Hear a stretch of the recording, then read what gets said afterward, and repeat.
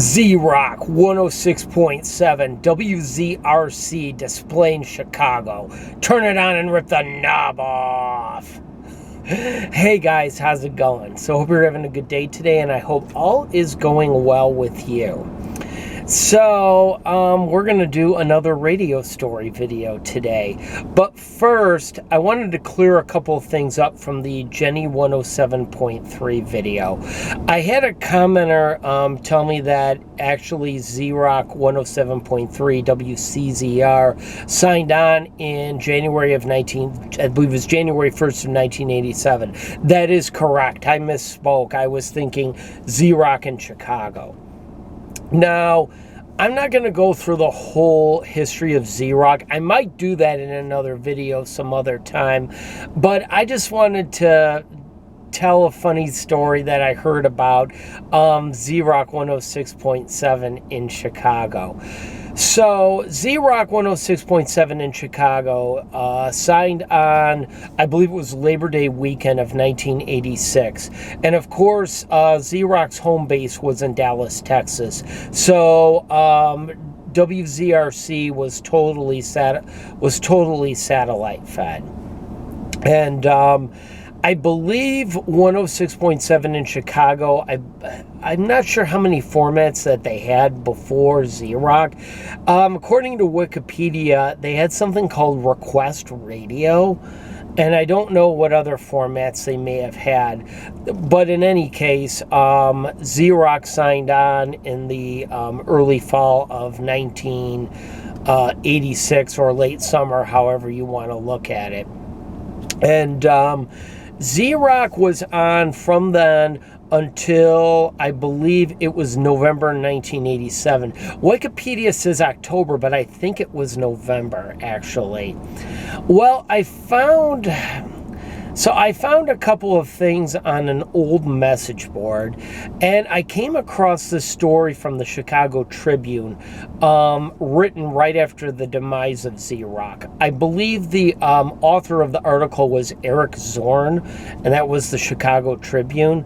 And I remember reading the article once, and I tried looking it up again, and it's behind a paywall, of course.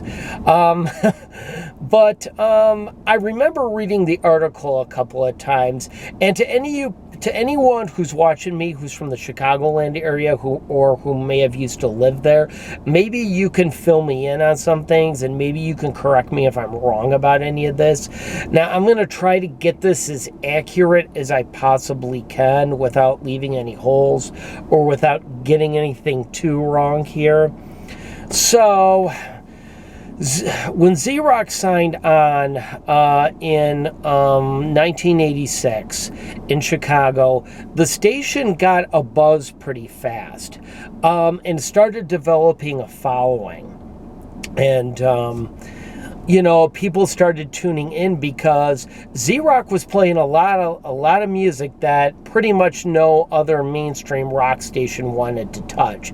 So in Chicago, that would have been The Loop and would have been WMET at the time.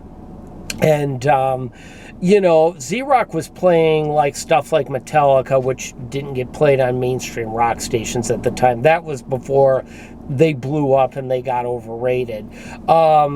Z-Rock was playing like Megadeth, I'm drawing a blank here, King Diamond, Merciful Fate, Halloween, Twisted Sister. Oh, I'm thinking of that one band. I just can't think of it right now. It'll come to me. But they were playing a lot of heavy metal. I remember now, Grim Reaper. And they were playing like Tony Martin era Black Sabbath, if you're familiar with that. I think the Eternal Idol album came out around that time, so they were likely playing that. But anyway, the station was gathering quite a buzz.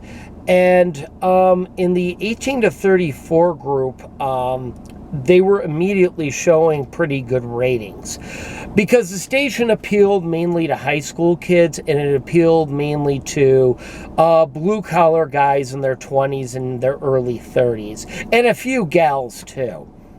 And so the station was catching on. The only problem with Z-Rock was advertisers, and I kind of brought this up in the Jenny 107.3 video. The trouble is getting advertisers for formats like that, and Z-Rock throughout its existence always kind of struggled with that. I've listened to a lot of air checks of the Chicago Z-Rock. I've heard a little bit of the Cleveland Z-Rock, but not really a lot. Somebody on here on YouTube posted a video that this dude recorded off the radio in the summer of 1987, and it seems like he was trying to get the station in, and half of it's kind of really crackly. But they were actually playing Leper Messiah by Metallica. And I couldn't, it was a little fuzzy, but I could make out that it indeed was Cleveland Z-Rock, because I think they had the same voiceovers as the Chicago one. Z-Rock 107.3. But anyway, like on the Z-Rock, on the Chicago Z-Rock air checks, like a lot of the commercials were for stuff like automotive stores, music stores. I think there may have been a Budweiser commercial, maybe. And there was one for Topol mouthwash, which is like a mouthwash you would use like if you're a smoker, or if you drink like a ton of coffee and tea, like, you tend to get yellow teeth from that. So stuff like that. And unfortunately, the main audience of Z-Rock, didn't have a lot of disposable income. I mean, I know when I was in my 20s, I sure didn't have much disposable income. Hell, even now I don't have too much. But yeah, so that was definitely a problem. Now, during this time, and I've talked about this in another video too, a new station had launched in Los Angeles, 94.7 The Wave.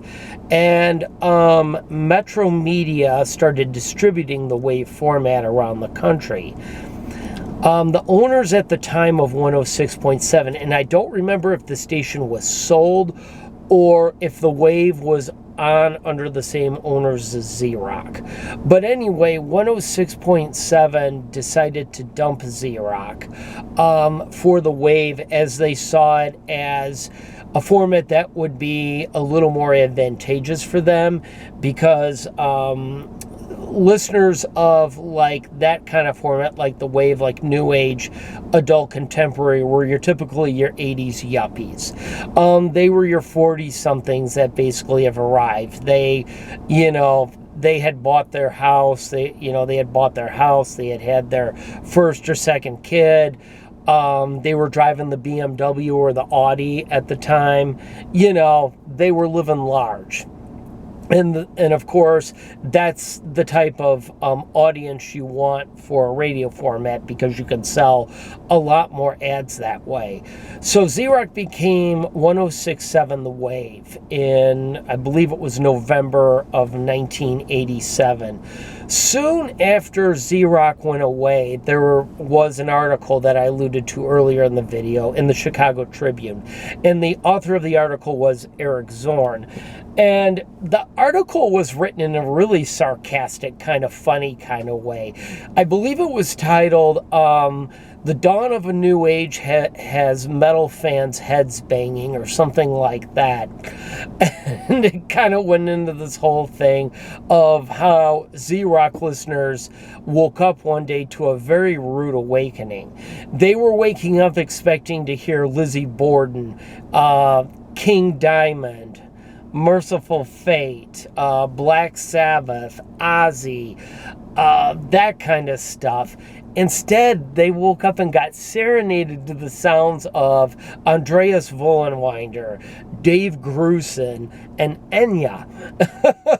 So that was quite a surprise, and you can imagine the Z-Rock listeners were pretty PO'd about that, understandably, because you took their metal music, man, and you replaced it with soft background sounds of soft vocals, soft instrumentals, and just nice, soft, nice music, 106.7 The Wave, WTWV Chicago, The Wave. So so the Z-Rock listeners weren't liking that. Now, a story that I have heard, and any of you in the Chicagoland area maybe can verify this for me, but a story that I had heard, and I believe that was in the article, was a former staffer of Z-Rock was trying to go around with a petition and trying to get people to sign a petition to bring Z-Rock back to 106.7 and to dump the wave. And from what I understand, the owners of 106.7 were not very happy about this. And basically this guy was told to stop, and that Z-Rock was not coming back.